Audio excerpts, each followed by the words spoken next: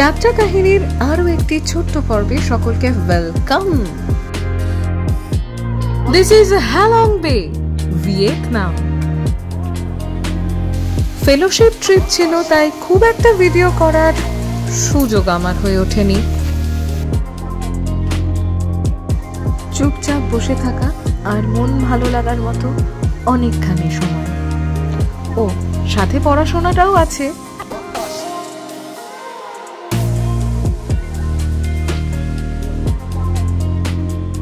এইখানের পরপর দুটি ভিডিও ক্লিপসের জন্য অমিতাভদাকে অসংখ্য ধন্যবাদ। কেমন লাগবে যদি জাহাজের ব্যালকনিতে দাঁড়িয়ে আরেকটা কোনো জাহাজের এইরকম দৃশ্য অন্ধকারে দেখতে পাওয়া যায়, আর তার সাথে লোভনীয় সব সি ফুড তো আছে। যদিও আমি খুব একটা সি ফুড বিলাসী নই। হরেক রকমের খাবার একই সাথে, ডিনারে, লাঞ্চে, রাতে, দিনে, দুপুরে। ভিন্ন দেশ, ভিন্ন আহার, ভিন্ন খাদ্য পদ্ধতি, সবই একসাথে একই জাহাজে ডাইনিং হলে।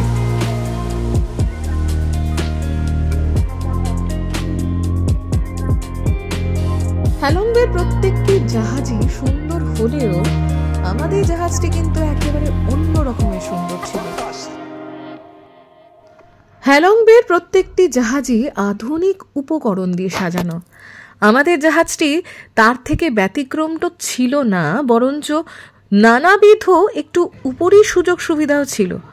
অদ্ভুত রকমের সাজানো, একদম স্বপ্নপুরী মনে হচ্ছিল। Restaurant, restroom, shopping mall, restaurant and bar সব তো ছিলই। তাছাড়াও সিনেমা দেখা, কারাওকেতে গান গাওয়া, সমস্ত কিছু। অর্থাৎ এই যে করিডরটা দেখেই মনে হচ্ছে যেন সেই সিনেমা টাইটানিকে ফিরে যাওয়া।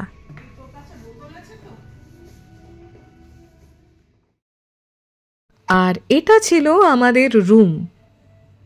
কতটা জাস্টিফাইড হবে ক্যামেরায় তার কোনো গ্যারেন্টি আমি দিতে পারছি না এই মুহূর্তে, কারণ আমি আমার চিরাচরিত স্বভাব থেকে এখনো বেরাতে পারিনি। আমার বিগত বহু বছরের পুরনো এই ফোনটি এখনো আমার সাথী। অন্ধকার রাতে ব্যালকনি খুললে এই দূরের জাহাজগুলোকে দেখে কেমন একটা স্বপ্নপুরী মনে হচ্ছিল। ফ্রম দ্য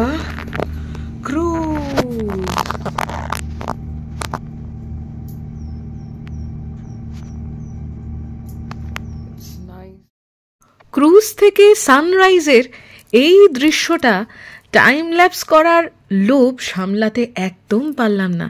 তাই একদম ভোর 4:30 থেকে সকাল 6:30 পর্যন্ত 2 ঘন্টা টাইম ল্যাপস করে এইটুকুই ভিডিও জোগাড় করতে পেরেছি।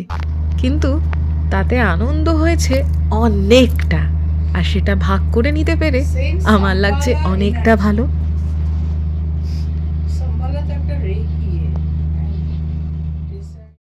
ক্রুজে নামছে আস্তে আস্তে সন্ধে, আর আমাদের অরেঞ্জ দ্য ওয়ার্ল্ড মোটো থেকে একটু বেরিয়ে গিয়ে আনন্দ উপভোগ করবার জন্য দ্য পার্টি মোড অন।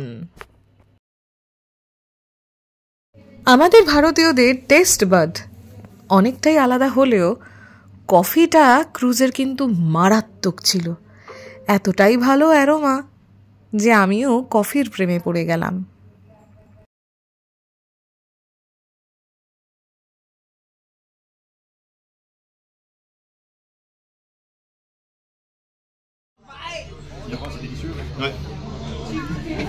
ক্রুজে রাত্রিবেলা একটা মজার জিনিস হলো, নিজেদের খাবার নিজেদের টেস্ট বাড অনুযায়ী আমরা কাস্টমাইজ করে বানিয়ে নিতে পারবো।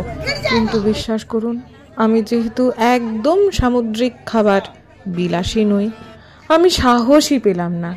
কিন্তু দেখে বেশ ভালো লাগছিল। বিভিন্ন দেশ থেকে যারা এসেছিলেন আমাদের এই ক্রুজে, তারা কিন্তু এই আনন্দটা বুক ভরে উপভোগ করেছেন।